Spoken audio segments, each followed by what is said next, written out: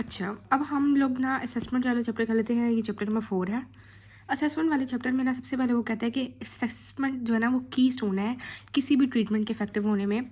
एक असेसमेंट का बहुत इंपॉर्टेंट पार्ट होता है। ये इन्फॉर्मेशन प्रोवाइड करता है ट्रीटमेंट के लिए, विदाउट विच ट्रीटमेंट का सक्सेसफुल होना बहुत मुश्किल है। और मोस्टली क्या करेगा कि ये फेल कर जाएगा। और इसके अंदर बहुत इंपॉर्टेंट बात ये कि ये आपके लिए एक लर्निंग एक्सपीरियंस भी होता है। ये ना वो कहता है कि एक समिट है ट्रीटमेंट की, मतलब ये ट्रीटमेंट की एक चोटी है। मतलब ट्रीटमेंट के ऊपर पहुंचने के लिए आपको असेसमेंट की ज़रूरत होती है, ठीक है। In assessment listening and perspective questioning are essential. Patient को सुनना और उसके पर्सपेक्टिव को क्वेश्चन करना बहुत इंपॉर्टेंट है, ताकि हम इन्फॉर्मेशन को गेन कर सकें, ताकि उसे क्या होगा, that can not be reveal by any other forms of examination, जो कि आपको किसी भी और फॉर्म ऑफ एग्जामिनेशन से नहीं पता लग सकती। आपने क्या, दो तरीके हैं, लिसनिंग करनी है और पर्सपेक्टिव क्वेश्चन करनी है।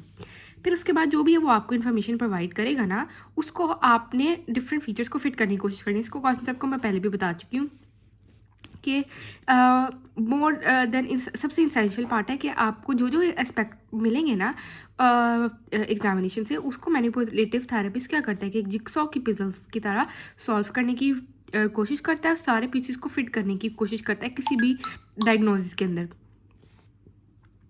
वो कहते हैं कि अगर आप इनको अच्छे आपकी कम्युनिकेशन अगर अच्छी होगी ना, तो आपको बहुत अच्छे साइंस एंड सिम्टम्स मिलेंगे, जिसकी वजह से आप उनको फिट कर सकते हैं सही से और प्रॉब्लम को डायग्नोस कर सकते हैं कि ये वाला मसला है या नहीं है। उसके बाद है एस्टरिस्क, स्टार को कहते हैं, ठीक है। इसके अंदर ये इनवैल्यूएबल एड है असेसमेंट के अंदर, बहुत इंपॉर्टेंट है, हेल्प करता है। हम हाईलाइट करते हैं इन्फॉर्मेशन को, जो अच्छा कौन कौन सी इन्फॉर्मेशन को हम हाईलाइट कर रहे होते हैं, जो प्राइमरी सिम्टम्स हैं, ऐसे साइंस है जो पेन को रिप्रोड्यूस कर रहे हैं, ठीक है। फिर जो और कोई और अदर कोई इंपॉर्टेंट इन्फॉर्मेशन है उसको, और की इश्यूज, और जो ऐसे कोई इश्यूज जिनको फॉलोअप की बाद में ज़रूरत है, इनको हम लोगों ने हाईलाइट करते जाना है, ठीक है। अब थोड़ा सा बुक में से देख लेते हैं, ये वाला इसके बॉक्सेस पढ़ लेते हैं हम।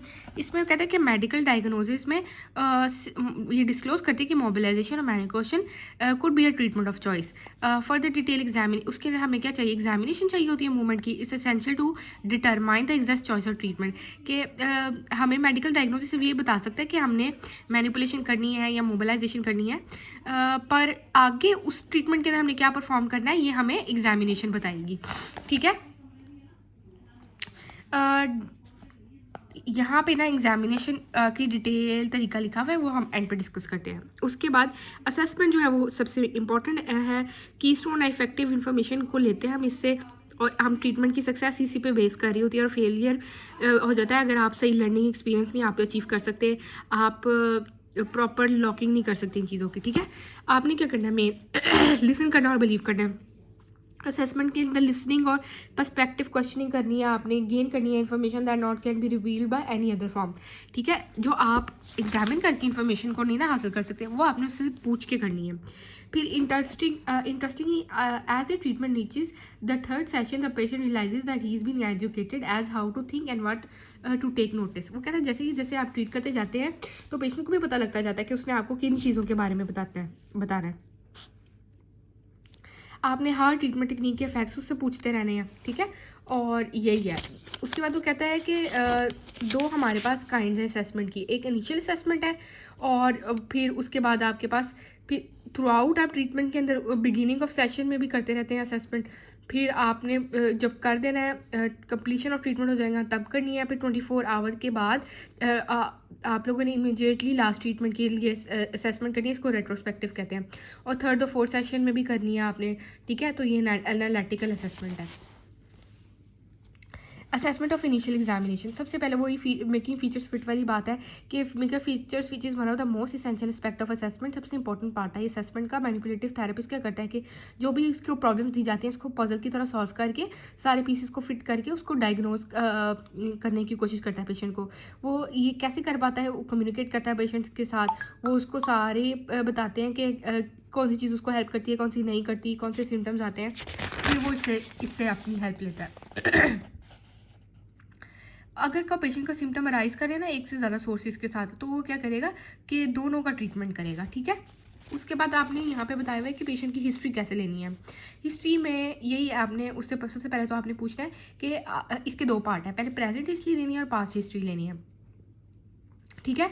जो प्रेजेंट हिस्ट्री है ना, उसमें सबसे पहले आपने उससे पूछना है कि आपको कितनी देर से ये डिजीज़ है, मतलब टाइम के बारे में पूछना है।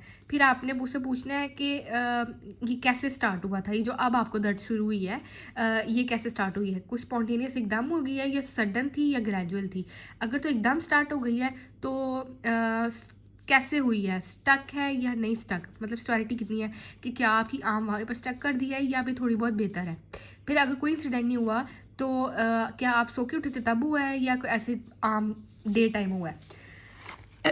अगर वेकेंट विद है और ड्यूरिंग AM PM है, फिर इसके क्या फैक्टर्स हो सकते हैं, किस वजह से हो सकता है। अगर एक्टिविटी की वजह से है, जैसे कि अनयूजुअल पोस्चर आपने कोई कर लिया, कोई हैवी चीज़ उठा ली या सस्टेन थे आप, उसकी वजह से कोई दर्द हो रही, जैसे कि झुके रहे तो दर्द हो गई। फिर कोई वायरस है, कोई आप बहुत ज़्यादा थके हुए थे, कोई कोल्ड डैम या डाउट्स में चले गए थे, या फेमिलियल है। फिर अगर ग्रेजुअल है, मतलब आहिस्ता आहिस्ता इंक्रीज़ किया, तो आपने सबसे पहले उससे पूछना कि सबसे पहले आपको सबसे पहले क्या हुआ था, ठीक है, कि कौन सी एक्टिविटीज़ थी जिसने करवाई थी, इसमें से प्री डिस्पोजिंग में से कौन सी एक्टिविटीज़ थी जिसकी वजह से ग्रेजुअली आपकी पेन इंक्रीज़ हो रही है। फिर या कोई इंसिडेंट था या कोई सिवियरिटी कितनी है उसकी, ये पूछना है। फिर उसके बाद आपने पूछना है कि कोई पैथोलॉजी है, कितनी आपको सिवियरिटी फील हो रही है, फिर आप उसको कंपेयर करेंगे, देखेंगे कितनी डिसेबिलिटी है, जितनी सिवियरिटी है उतनी डिसेबिलिटी है। फिर आप उसके लोकल पेन देखेंगे, हिस्ट्री उसकी रेफर पेन की लेंगे, अप और डाउनवर्ड मूव करेंगे, देखेंगे पेन तो नहीं कहीं रेफर हो रही। फिर प्रोग्रेस करेंगे इनिशियल पीरियड से, उसको देखेंगे इनिशियल पीरियड से आगे जैसे आप करते जाएंगे ट्रीटमेंट, उसकी देखेंगे कि किस तरह लेवल ऑफ हो रहे हैं सिम्टम, किस तरह कम हो रहे हैं, शुरू से लेके एंड तक आपने उसको देखते रहना। फिर आपने प्रीवियस हिस्ट्री पुरानी लेनी है, कब पहला बाउट हुआ था, फिर अब उसके बाद कितने बाउट्स हो रहे हैं, फिर आपकी मेडिकल हिस्ट्री में सोशो इकोनॉमिक आ जाएगी। फर्स्ट बाउट में आपने उसकी कॉज पूछ लेना, ड्यूरेशन पूछ लेना, ट्रीटमेंट पूछना है। फिर सक्सेसिव बाउट में आपने उसकी फ्रीक्वेंसी पूछ लेना, कब कब आता है, फिर ठीक कैसे होता है, फिर रिकवरी रेट, मतलब रेस्ट से सही होता है और कैसे रिकवर करता है, ये आपने पूछना है। ये हिस्ट्री है, बेसिक हिस्ट्री है ये, ठीक है।